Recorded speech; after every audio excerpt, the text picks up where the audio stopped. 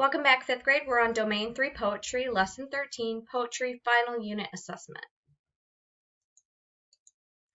So in this video, what we're going to do is just talk about what your assessment is going to look like so you know how to do it.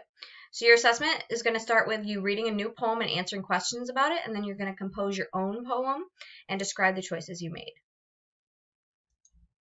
This is the poem you're going to read. It's called The Echoing Green by William Blake. Then these are the questions you're going to come across. So for the first 3 questions, you're going to summarize the different stanzas. Number 4, how do old John with white hair and the other old folk feel as they watch the children play? And when it says make sure you quote with words, you can actually use quotes from the actual poem. What do the many sisters and brothers have in common?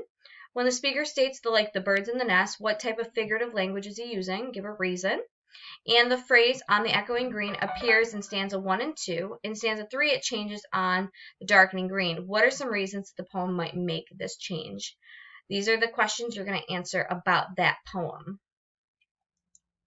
Then, Blake's poem presents adults who look at children and think about growing up.